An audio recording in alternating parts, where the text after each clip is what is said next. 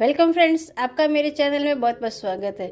चलिए आज की कहानी का सफ़र शुरू करते हैं। एक गिलहरी जो रोज़ समय पर आती है और अपना काम ज़रूरत से ज़्यादा करती है। वह अपना काम ज़रूरत से ज़्यादा करके भी बहुत खुश थी। वह रोज़ पूरी ईमानदारी से अपने काम को करती, क्योंकि उसके मालिक यानी कि जंगल के राजा शेर ने उसे 10 बोरी अखरोट देने का वादा जो किया था। गिलहरी रोज़ काम करते करते थक जाती थी तो सोचती थी थोड़ा आराम कर लूं, पर तभी उसे याद आता था कि उसका मालिक उसे 10 बोरी अखरोट देगा।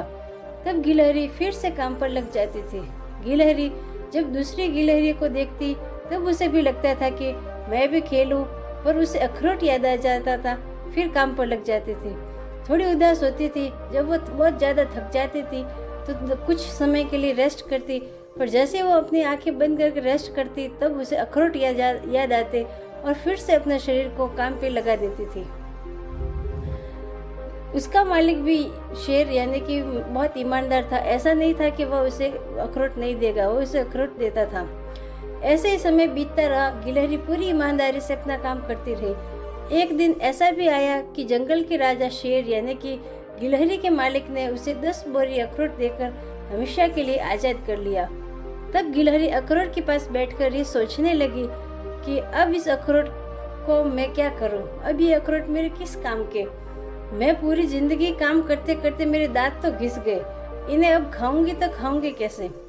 फ्रेंड्स, तो ये छोटी सी कहानी हमें ये मतलब शिक्षा देती है। ये बताती है कि आज का जीवन भी मतलब इसी गिलहरी की कहानी के गिलहरी के जैसा होकर रह गया है। हमारा जीवन भी जीवन की हकीकत यही है कि इंसान अपनी इच्छाओं का त्याग करता है, पूरी जिंदगी नौकरी, व्यापार और धन कमाने में लगा देता है।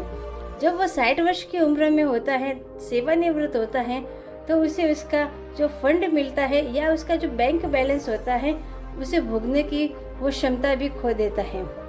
तो फ्रेंड्स, पूरी जिंदगी हम मतलब काम और काम ही करते रहते हैं, कभी अपने लिए तो हम वक्त निकालते ही नहीं हैं।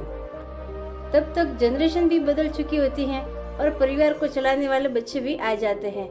क्या इन बच्चों को इस बात का जरा सा भी अंदाजा होगा कि इस बैंक बैलेंस को पाने के लिए कितनी इच्छाएं मरी होगी, कितने सपनों का त्याग किया हुआ होगा, कितनी तकलीफें सहनी होगी? तो फिर फ्रेंड्स, ऐसे फंड का क्या फायदा जिसको पाने में पूरी जिंदगी लग जाए और मानव उसका भोग भी न कर पाए। इस धरती पर कोई भी ऐसा अमीर पैदा नहीं हुआ है जो बीते हुए समय को वापस खरीद सके या वापस लाए। इसलिए अंत में मैं यही कहना चाहूंगी कि आप भविष्य को सुनहरा करने के लिए वर्तमान को ना भूलें। भविष्य के साथ साथ वर्तमान को भी जिए और स्वस्थ रहें, मस्त रहें, ताकि भविष्य में अपने मेहनत से कमाए हुए फल को आप खा सके और उसको भोगने की क्षमता रख सके।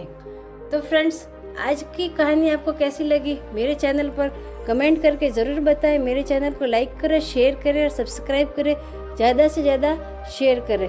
कल फिर मिलते हैं एक नई स्टोरी के साथ में। तब तक के लिए जय हिंद, जय भारत, धन्यवाद।